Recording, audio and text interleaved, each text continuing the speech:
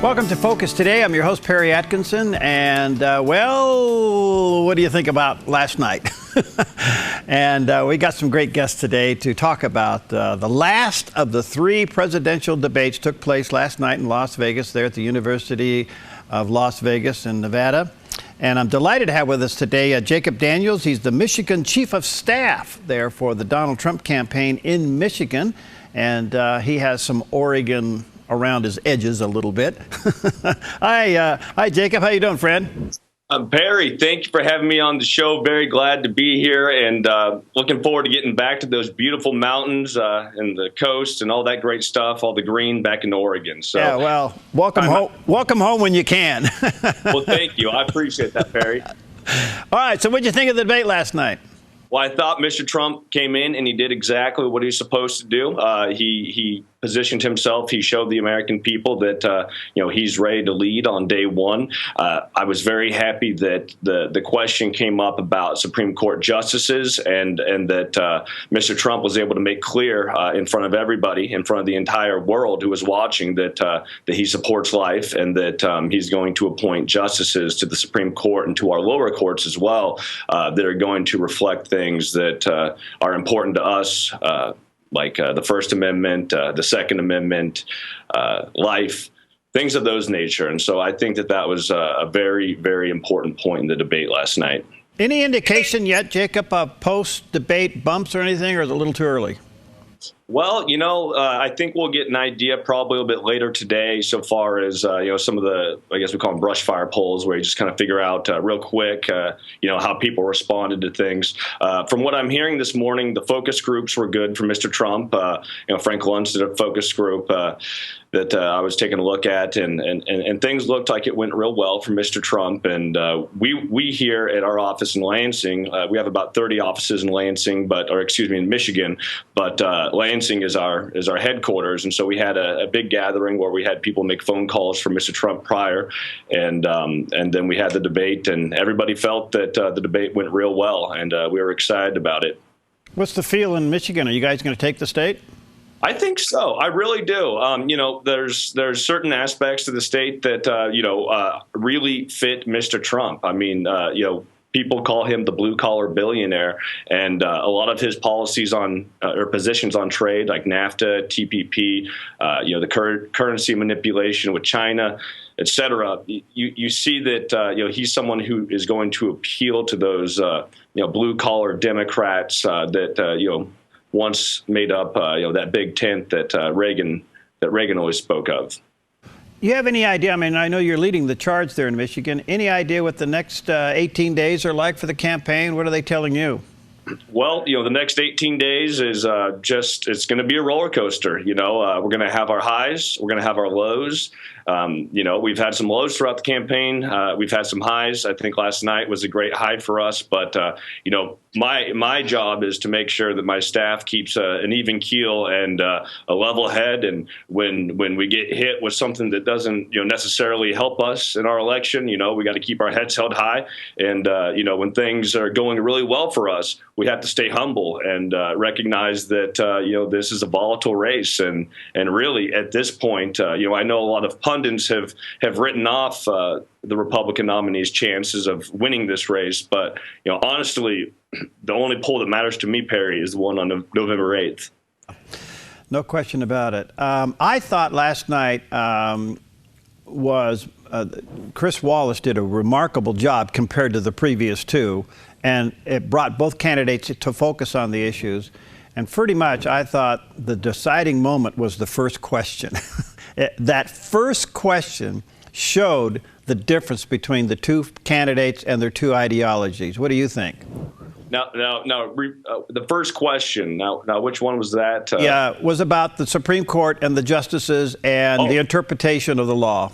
Oh, certainly. Yeah, I thought that was perfect because, Mr. Trump has now put out two lists of active judges who he would consider appointing to the Supreme Court. These folks have been fully vetted. They've gone through confirmation processes before.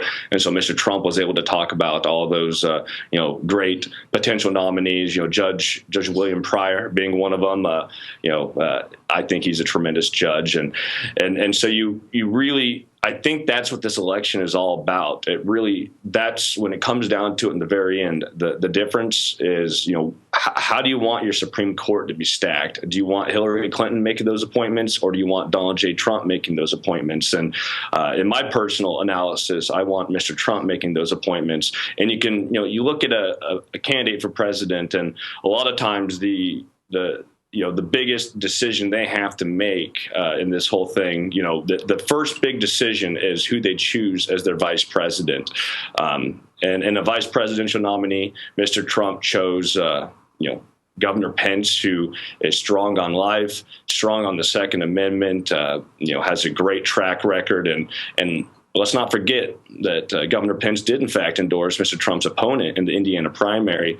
But Mr. Trump's not going to let those sorts of things get in between, having a good person at his side. And I think that, Christians especially can look at a person like Mike Pence and say, hey, if this is the first choice, the first consequential choice that Mr. Trump has had to make in his campaign for president, if we get more of this, things are going to be very good. And so I'm very confident in Mr. Trump's decision making. I know that he'll surround himself with the brightest of minds. And, Senator Jeff Sessions from Alabama has been very helpful so far as helping build that list of potential judges. And really, Mr. Trump has a great team around him in his New York headquarters that give him great advice. And that's one of the things that Mr. Trump has been good at throughout his entire career is, he knows that he might not have the answer to every single question. And so he surrounds himself with people that can provide that answer. And he's someone who's willing to listen and, a very gracious person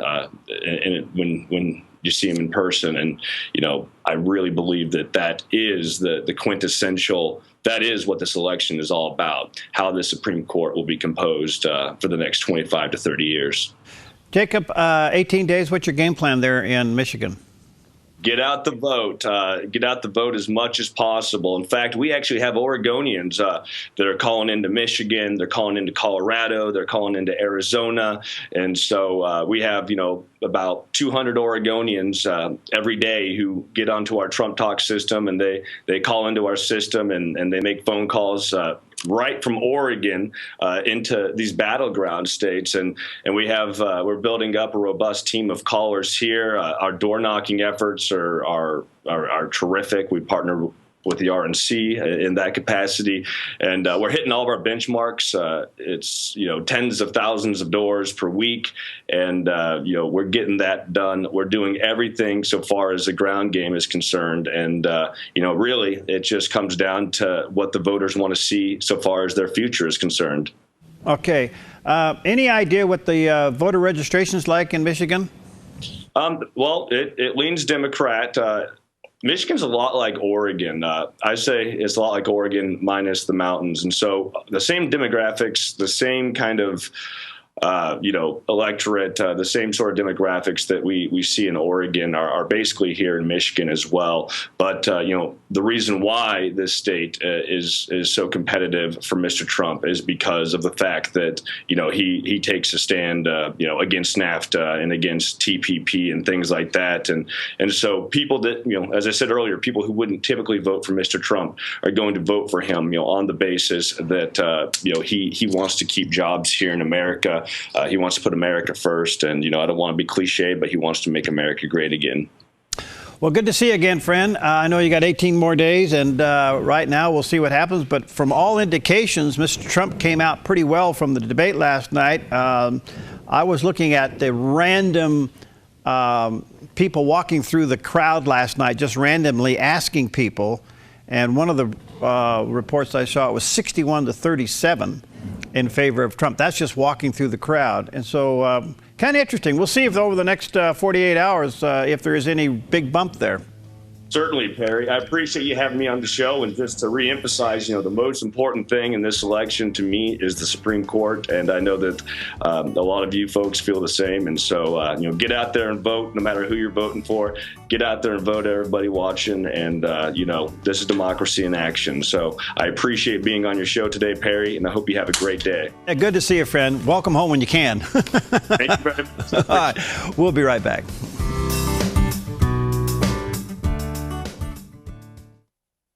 Hi, I'm Paulina and I work at theDove TV. Did you know that when you support theDove TV, you have a profound impact, not only in our community, but around the world? It's your continued support that takes the inspiration and hope in the programs we produce and makes them available to the thousands of people who are watching these videos online every week. Help bring encouragement and hope to our valley and beyond by making a secure online donation today at our website, thedove.us.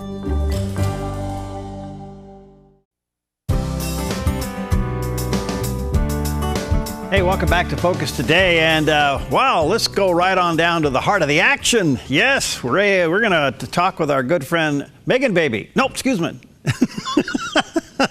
Megan Barth. She's the founder and proprietor of ReaganBaby.com, one of the must-read and have websites. How you doing, Megan? Good to see you. Hey, Perry. I'm doing well. Thank you. Great to see you, too. Yeah, well, what'd you think last night? Well, I was on the air filling in for Wayne Allen Root yesterday until 6 o'clock, so I missed the first part of the debate, but I listened to it on the radio, and I was so pleased with Chris Wallace. I have to say that first and foremost, because much like many, were very skeptical of the press, especially after the WikiLeaks exposed them to be basically a propaganda arm of the DNC. Chris Wallace kept it above board. He started out with the Supreme Court. Thank you, Chris Wallace. The most important part of this election is the nominees to the Supreme Court and what our country will look like, because the Supreme Court under Hillary Clinton will fundamentally transform this country, whereby our rights will then be granted by government instead of God or our inalienable rights. They believe that the progressives believe that the Constitution is a living and breathing document. And I was very happy that Chris Wallace had mentioned that, because a living and breathing document is according to the whims of the progressive movement. And we know who the progressives are. They believe in infanticide. I'm also happy that Chris Wallace mentioned abortion, whereby Hillary Clinton will nominate the most extreme judges to the Supreme Court, which will affect not only abortion, but as well as our First Amendment, our Second Amendment rights, and our entire Constitution. So I was very happy that he started off on the right foot. It gave himself credence. He didn't start out like Megyn Kelly or Anderson Cooper by putting Trump immediately on the defensive and making him defend himself against these baseless, what I call bimbo eruptions of 2016. Did you learn anything last night? Did you hear anything new? I have to say I'm going to grade the candidates. I gave Trump an A for his second debate because I really liked how he framed the debate. He stood on the offensive. He made Hillary stand on the defensive. She was put on her heels in the second debate, and she was really rattled. This debate, I would give him a B. I think that he dropped down a little bit. Same with Hillary, as far as her canned answers. She was obviously very prepared. She was in seclusion for quite a while. She was on bed rest. She even said yesterday after the debate that she's going to plug on until the election. No more naps for Hillary Clinton is what she said. Well, thank God. This is what we're dealing with. We're dealing with an elderly woman who is not truly physically fit to be commander in chief. And I didn't necessarily learn anything new. I think we all learned something new this week because of the amount of WikiLeaks. We have now 17,000, maybe now 18,000 documents from John Podesta, who I call Gozer, the gatekeeper of the Hillary Clinton campaign. So we also learned from James O'Keefe from Project Veritas, the seedy and illegal inner workings of the Democrat Party by using black operatives in order to incite violence at Trump rallies, which they successfully did in Arizona, Chicago, and San Jose, etc. And I also learned, and we also learned, of the massive amounts of voter fraud that the DNC would be complicit in engaging in should they take up the consultants of the DNC's really unbelievable cavalierness when it comes to trying to rig the elections. And as the consultant on the James O'Keefe video said, we've been doing this for 50 years. So I learned more actually from the leaks that came out, as well as the FBI documents that came out this week, which proves that Hillary Clinton and her staff were using the State Department as a personal hedge fund, as well as a quid pro quo arrangement, whereby they were trying to bribe the FBI to change classified documents. And in exchange, if the FBI agent did change those classified documents and reduced their classification, the FBI would then be able to place agents in areas around the world where they weren't able to before. So this demonstrates that Hillary Clinton is all about protecting herself and her power, and not our troops and our resources and our national security. All right, you bring up the question to me, Megan. Nowhere in this campaign has Trump taken advantage, and I hate to use that term, or at least brought up Benghazi. He has not nailed her with Benghazi. Do you have any idea why? You know, I agree with you. And I was actually texting with my dad last night, and I said, where is Benghazi? You know, where is Benghazi? There were many of open opportunities that I thought he could take that he missed. One of them was Benghazi. I don't know why. I wonder, and this is just my own personal supposition, I wonder if it's because it doesn't poll well. And I know that's awful to say, but when you're at a campaign, when you're in a campaign and you're looking at what people are most concerned about, the way that Chris Wallace laid this debate out was very policy driven. Now, he could have brought in when they went to foreign policy, you know, he talks about the refugee crisis. Well, part of that refugee crisis is because of what we did in Libya, is because of what this administration and Hillary Clinton did in Egypt. So I honestly don't know if because they see Benghazi as not something that is necessarily going to bring in more independence into the tent and really create that move over to, whether it's Democrats or independents, move over to the Republican Party. So I'm as disappointed as you are, but that's really my only guess that I can make. I've often thought somewhere he could slip in something like, you know, Hillary, what makes you think, or the American people think, that we can trust you keeping us 340 million Americans safe in our homeland when you can't protect 4 Americans in Benghazi? Exactly. And what makes you think that you're going to protect us? What if we sent you 600 calls for help like Christopher Stevens? Would you ignore those too? She was very happy to expose that if she holds the nuclear codes, that whoever else works with her only has 4 minutes. Why are you telling the world how many minutes we have to reply to a potential nuclear attack? Much like Joe Biden, when he exposed who was carrying the nuclear codes. This is the problem with the Democrats. And this is the housing expert to help.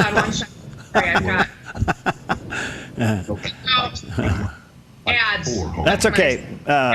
You're so popular, Megan, everybody wants you. Let me ask you this. Do you think that Chris Wallace, and I agree, I think the winner last night was Chris Wallace. I think the loser last night was Donna Brazile. You may want to comment on that. She really got hammered by Megyn Kelly.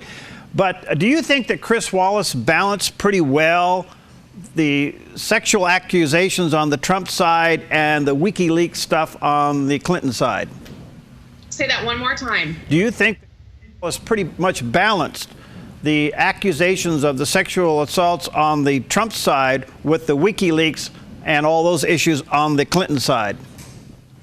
Well, I thought we could have actually done a little bit more on the WikiLeaks. I mean, there's 17,000 documents. Chris Wallace could have spent quite a bit of time, especially when it shows the two personalities of Hillary Clinton, because what this election is about, as we got down to the final two candidates, they both have high unfavorables. And so each candidate is trying to make the other more unfavorable than the other. And Hillary Clinton is hoping that she is going to skate into the presidency, much like her husband, with 43% of the vote. So really, Trump needs to attack her two faces that she talks about in the hypocrisy. And I thought that could have been a little bit more expounded upon, because that's really how you are going to chip away at Hillary's credibility. We know now that 66% of the people believe that she's a liar, and 60% of people wanted her indicted. This is Hillary's problem. And this is also Trump's problem, whereby he has the high unfavorables and he has to really work on those, not just amongst women, but also independents. What do you think about him sticking with the election is rigged theme?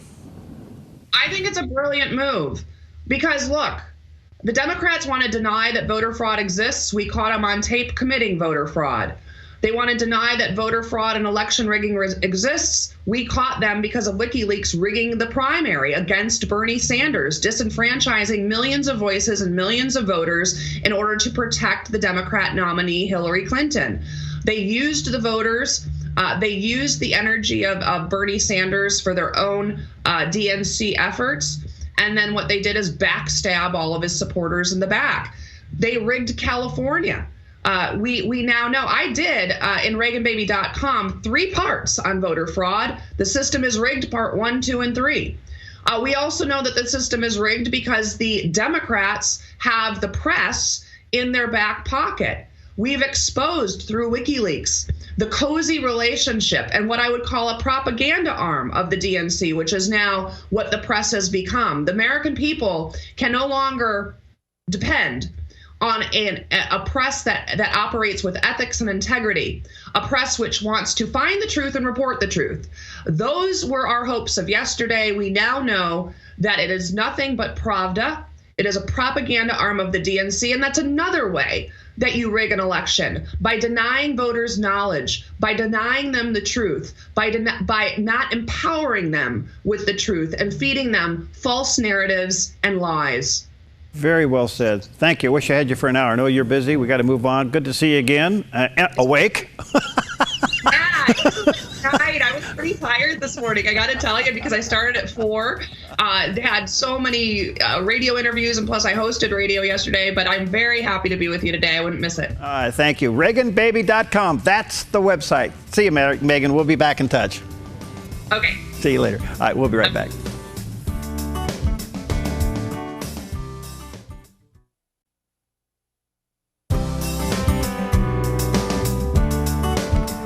Welcome back to Focus Today, and what a delight and an honor to have our good friend David Brody. When I grow up, I want to be like this guy, but in the meantime, he has one of the top shows here on the Dove Television Network.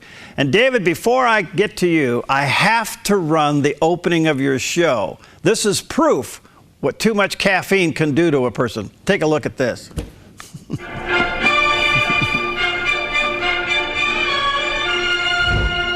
Four deep up in the Malibu, I slide through where they slide through and serve beef like a drive-through. My crew brings Christ to the alley. I'm a Cali fool, feed him the rock, call it the alley-oop. Yeah, Brody, you shanking while I bring the word. Gunshots, holding prayer circles where they stain the curb. We make disciples where they're toting Glocks, cause it's funkier than Dolphin socks. The block's hotter than some old steam pots. They rock product till the whole thing drops, chopping and hit the block from old green knots. God's the Father and before. Welcome everybody to another edition of the Brody File. We're on the road. Hey, baby. Brody, David Brody doing rap. Boy, there's a new day. Sorry, we ain't playing here at the Brody File. And, look, I do politics, but honestly, in my private life, I'm a Christian rapper. All right? So let's just get. Okay, I'll give you that. Minus the tie. This is my new look. This is my millennial look, even though I think I'm decades from being a millennial. But that's all right. Hey, good to see you, friend. How you doing? Good, sir. What's going on? What'd you think of last night? What's your take? Oh, boy, where do I even begin? Look, I think let's dial it back. There's so much to discuss. Do you have an hour and a half, Perry? For you, yes. Thank you. On points, I thought Donald Trump had his best debate. I mean, I know we grade on a curve to a degree with Donald Trump, but I did think he had his best debate, and he would have won the debate on points, but he put his foot in his mouth, and he ruined the headline of the day. The headline could have been Donald Trump has, best debate, and could have talked about Clinton Foundation, all this other stuff, or the puppet line and all of that. But the reality is that he put his foot in his mouth, and he lost a key 24 to 48 hour news cycle when he talked about how he's not sure if he's going to honor those election results. And you just can't do that, Perry. You can't do it. I'm not saying there's some argument to be made in terms of what he's talking about in terms of rigged election and some voter fraud and mainstream media. We're not really talking about the merits of what he's saying as much as you have to start out a line like that by saying, I'm going to honor the results of the election if ... But you've got to say the words, and he didn't really say it like that at all, Perry. Yeah, it's. I agree with you. I'm still kind of on tilt as to why he did that. In the meantime, the first question of the night to me was the deciding question about the Supreme Court and the justices. I mean, there was a clear distinctive there between the two campaigns. What do you think? I 100% agree, and it was nice to see that question asked, first of all, and I thought Chris Wallace did a great job as moderator. But also the fact that they were both able to lay out very different views of the Constitution. You know, Hillary Clinton basically admitting a living, breathing Constitution is what she wants, and Donald Trump with a conservative constructionist view, if you will. So I thought that was very important. And look, the reality is people are going to tune in for about 20, 25 minutes, and they're probably going to zone out, go to sleep, and all of that. So I thought it was important to get that question off the top. And then, of course, he was able to weave the pro-life judges in there. And then, of course, the conversation started to talk about abortion. And I thought that was actually a very good moment for Donald Trump. I personally think, Perry, he'll get a little bit of an uptick with evangelicals after. I got to tell you, I mean, I've been covering these debates for a long time, back to, George W. Bush and McCain. And I even remember the Bob Dole events. I don't remember, even Reagan, I don't remember any of these folks talking about partial birth abortion the way Donald Trump talked about it last night on stage. I thought that was actually pretty compelling. Very much so. Do you think it's enough, David, to bring the wavering evangelicals to the polls? He's got work to do. Look, evangelicals got him this far. He is not the Republican nominee, Perry, without evangelical support. That's 100% confirmed for sure. That's not just opinion. That is fact. You just have to look at the numbers. Having said that, my sense of it is he's at about 75 to 77% right now of evangelical support in this country. I have been told by folks at the Republican National Committee he has to get to about 81%. That is a heavy lift. And that will be tough. I think the abortion talk last night helped him. I think if he does more of that, that'll actually help within the pews of this country, if you will. And there's a lot of folks that are out there, American Renewal Project, Ralph Reed's group, and others doing a lot of the dirty work, if you will. So does he have a puncher's chance at it? Yeah, he does. But, we're running out of time here.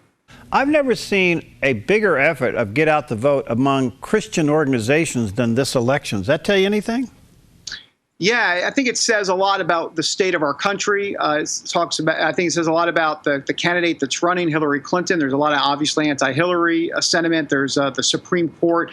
Evangelicals have really been faced with this idea of, I called it the other day on my blog, a Shakespearean moment for evangelicals. To vote for Trump or not to vote for Trump, that is the question. And, I know there are a lot of pro-Trump folks out there that are evangelical that have a scarlet letter a little bit that they have to wear for supporting Trump and having to take some hits on it. But I think what they're saying here is they're going to take the longer view of it. If you're faced with two candidates that aren't the most moral folks in the world, then what's your tiebreaker? Donald Trump has his moral issues. Hillary Clinton has her moral issues. So then the answer becomes 5-4 Supreme Court decisions. And do you want to see 30, 40, 50 years of 5-4 decisions going against you, or do you want to see it the other way around? And you can make the moral argument that would be the right choice for many evangelicals. There's another part of this, David, that's interesting. As you well know, Franklin Graham went to every State of the Union capitol and held prayer meetings. Significant turnout. Here in Oregon, we had our largest political rally on the north steps of the Capitol in Salem. He closed it out with a rally of 14,000 people. So people are praying. There's prayer services in our area that'll take place all next week. Does that tell you anything? Yeah, that people are really, really want a spiritual renewal in this country. And Franklin Graham isn't just the only one. I mean, I know David Lane and Pastors and Pews, the American Renewal Project, they're doing a lot of work on this as well, getting pastors to mobilize and get their churches mobilized and start speaking about the cultural and moral issues of the day. But, spiritual renewal really starts with us individually first. We repenting of our sins and turning our hearts towards God, and then he can heal the land. So I think that's a lot of it. Also, Perry, I would mention that, a lot of folks ask me this question. They say, is this really the best we can do? Hillary Clinton and Donald Trump, really? And my answer is yes. Yes, this is the best we can do because of the state of our country spiritually, the state of our country morally, culturally, politically. We are such a divided country, and such a country that's going in some sort of crazy upside down world way, that this is what you get. You get Donald Trump, you get Hillary Clinton, you get no handshakes at the beginning and a frosty look at the end. And that's exactly what this country at this point probably deserves. Well, the other thing we need to take inventory of, in 08 and 12, Christians did not vote. We had millions of eligible Christians that did get vote. Now we're reaping the effects of that. I hope maybe even with the flawed two candidates we have, that they see what you're talking about. At the end of the day, it's the Supreme Court, because they will live beyond who's ever in the White House. Well, Perry, and look, I love Doritos, but it's time to put down the Doritos and get out to the voting booth, voting booths for sure. Because look, there are many evangelicals that are sitting on the sidelines, and here are the numbers, and they're not good. 90 million self-identified evangelicals in this country, and I'm putting that in quotes, self-identified evangelicals, and maybe less than that. But out of those 90 million self-identified evangelicals, only half are registered to vote. That's 45 million are registered to vote, which people would say, well, that's pathetic. Well, it gets worse. Out of those 45 million that are registered to vote, only half of those actually show up and vote. So now you're looking at about 27, 28 million evangelicals out of 90 million evangelicals that don't vote. And then they sit around, eat Doritos, and complain about the state of the culture today. That's a problem. It's called apathy. And the reality is that evangelicals have the numbers. The question becomes, are they going to put it to use? Wow. All right, the next 18 days, what do you think we'll see? You think WikiLeaks could turn and go after the Republicans at the last minute? I don't think so. I don't think that's going to happen. I still think the best news for Donald Trump here is that there's 18 days. And what that means is, in this crazy election cycle, anything could happen. I don't know if it's going to be Hillary's health. I don't know if it's going to be some sort of WikiLeaks document leak. But I guarantee you, Perry, there are going to be at least 2 or 3 more twists and turns in this Days of Our Lives soap opera that we're living out. And I keep Excedrin at the ready. I have Tums next to me at all times because I got to tell you, I'm a medical marvel at this point. I have ingested so much medication over the counter, Perry, over the counter. But I think I'm in therapy. I think I'm going to go to my Christian therapist appointment for months after this. I don't blame you. Can I go? Please. Yeah, you can split the cost, by the way, if you don't mind. Okay, there we go. Hey, listen, Twofer. Whoever gets elected does not go in the office with a mandate. No, they don't. It's and that's why that Senate is so important. That's why Hillary is thinking about expanding and going out to places like Arizona, and now there's talk of Utah, and there's Indiana and Missouri. So the Senate's very important because you're right. She's not going to have a mandate, so she better have some numbers in the Senate. And that's why Paul Ryan is basically saying, I know Paul Ryan's taking a lot of heat on this, and I understand why he's taking a lot of heat on this. At the same time, he's looking to protect the House majority, because if Hillary Clinton's got a House majority full of Democrats and a Senate full of Democrats, she may not have a mandate, but she'll have some numbers to work with, and that could be pretty dangerous for folks that don't see it Hillary Clinton's way. One last question, David.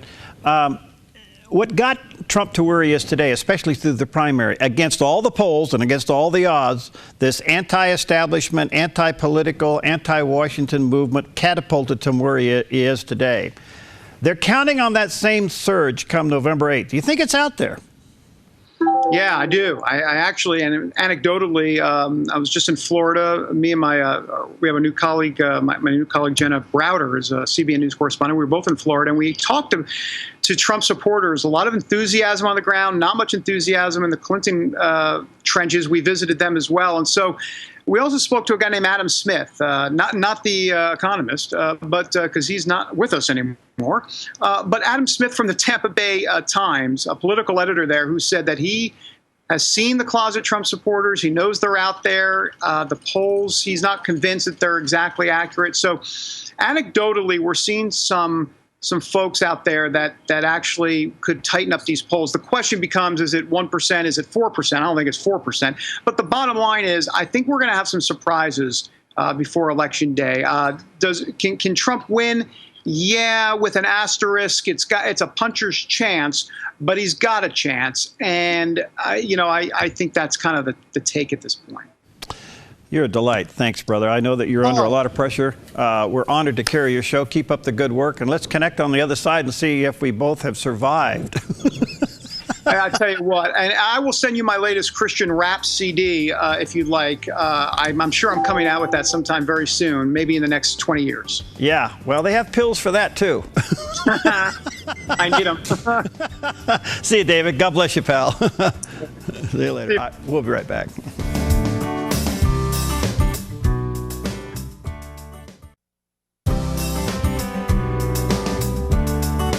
Welcome back to Focus Today, and what a delight and an honor to have back with us, and we do value her time. Liz Peek is back with us. She's a columnist for FoxNews.com and also for Fiscal Times, and we value her opinions greatly. Hi, Liz. Good to see you. You're awake. Barely. I think I've had 18 cups of coffee this morning. I must say it was a late night, always interesting, challenging, but yeah, here we are. Well, what'd you think? I thought that Donald Trump has made enormous progress from the first debate. I thought he sounded informed, which he didn't in the beginning of this cycle, competent, and he's kind of stuck on message. He, occasionally rose to the bait offered up by Hillary Clinton, but on the whole, he did okay.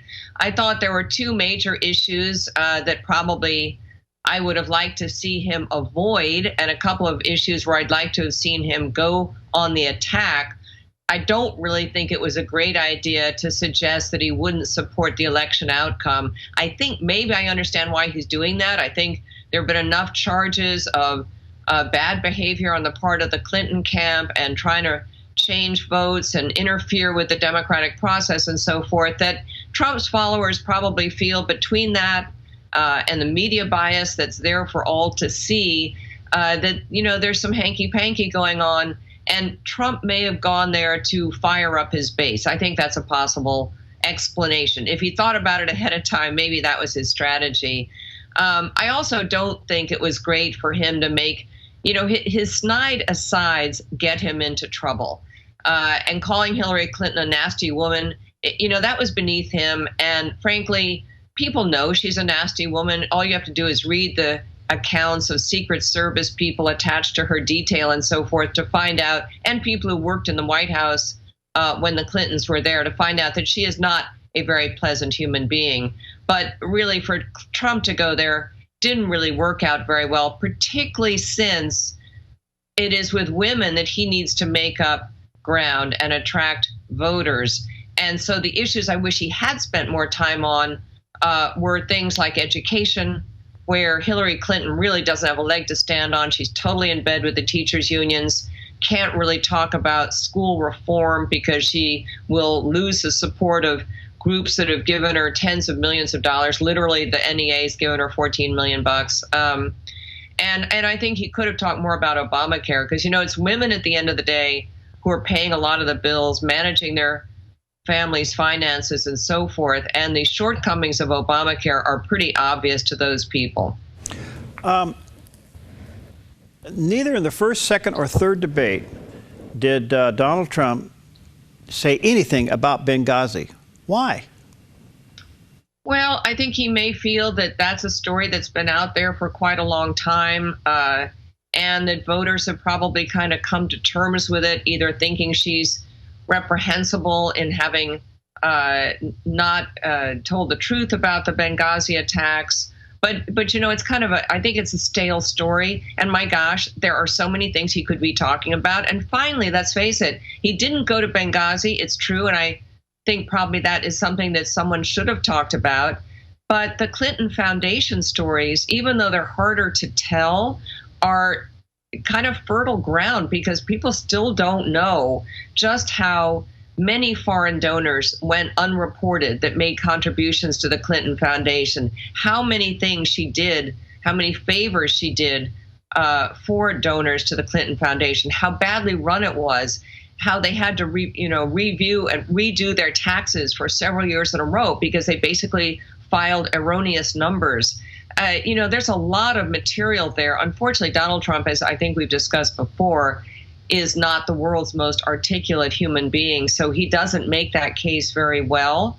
But my gosh, it should be talked about. And thankfully, Chris Wallace did raise that. He did a good job last night. I thought he brought the moderating of a debate back into focus. I thought he did a good job. All right, so the first question to me was the most interesting question and really showed the difference between the two ideologies of the campaign, dealing with justices on the Supreme Court and the function of the Supreme Court. What do you think? Well, yeah, that's a very important thing. And frankly, the reason I'm going to vote for Donald Trump is I don't want Hillary to be picking the Supreme Court justices who will determine the course of this country for the next 30 years. That is not an overstatement. That is actually the truth.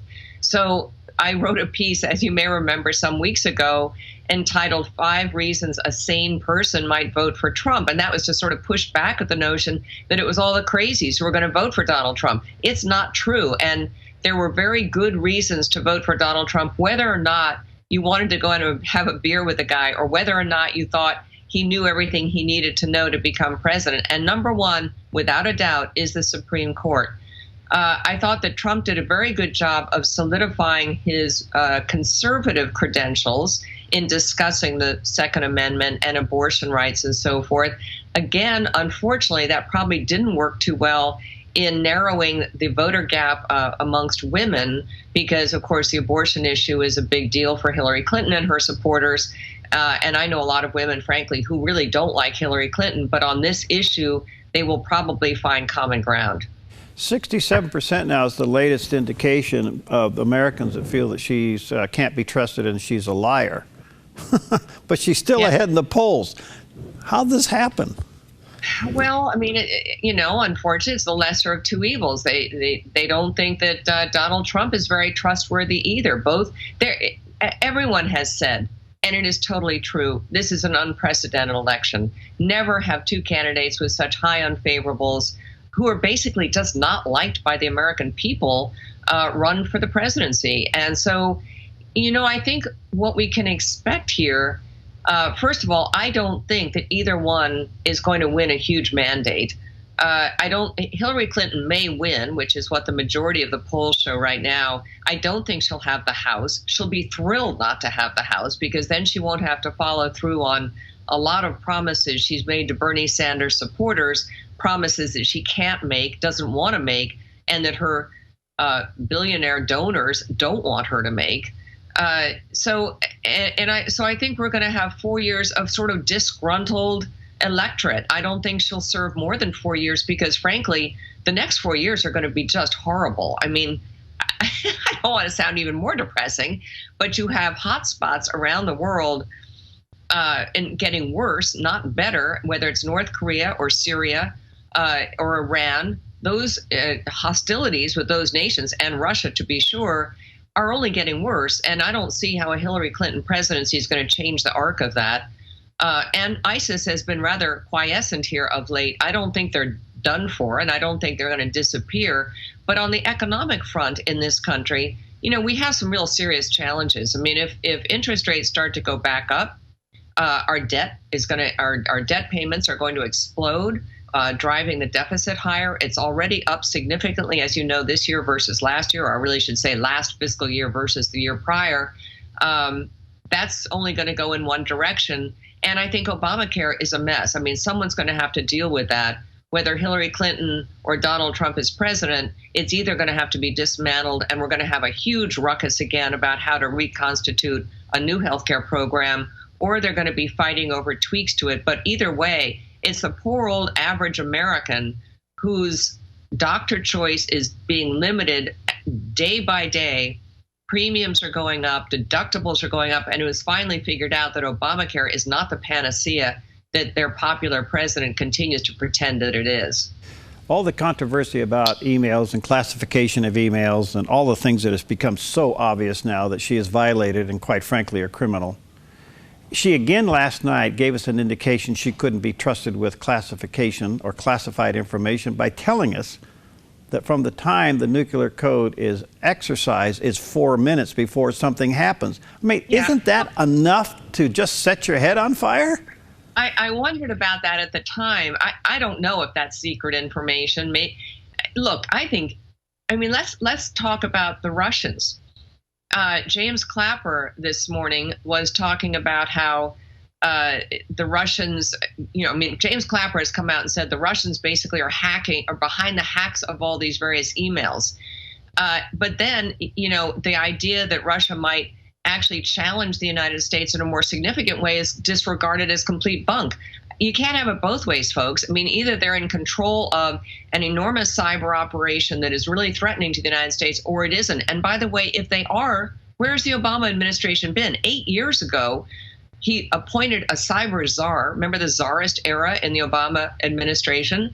And that fellow, notably, in his first month in office, said there is no cyber war. We're not at war with there is no cyber threat. So that kind of gave you some inkling of how seriously they were taking it. But I would just challenge you, and I would challenge the Obama administration to figure out what the heck they've been doing about it all these years. Well, it's interesting. I think even as we speak, the Russians now are challenging with some warships heading to the canal. I'm going, gee whiz. I mean, it's pretty amazing. It's pretty amazing. Well, I was going to say, excuse me, what I was going to say earlier is James Clapper this morning was talking about, was pushing back on Trump's statement or intimations that the election might be rigged in some way by saying that, it's impossible, the Russians couldn't do that, blah, blah, blah. Well, if they could hack John Podesta's email, is it really so far from crazy that they might interfere with our electoral process? I thought that was a very funny thing they did. Yeah. I got about a minute left. What would you tell Donald Trump for the next 18 days?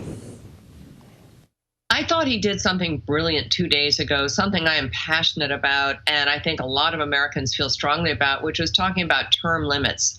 If he wants to be thought of as the agent of change, let's talk about term limits. Let's really make that a big deal on the campaign trail. I would talk about that. I would talk about education reform, two issues that Democrats don't want to touch with a 10-foot pole.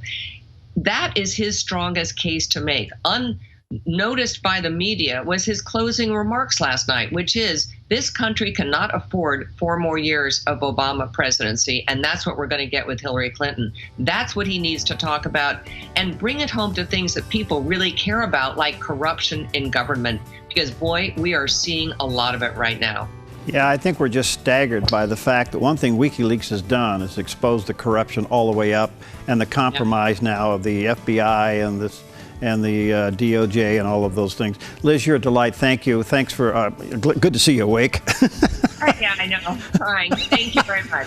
All right, we'll talk to you again. And by the way, you can go to the foxnews.com and read her articles, fiscaltimes.com, and catch up with all of her articles and views. Again, thanks for joining us for Focus Today. We'll see you next time. My pleasure. Thank you.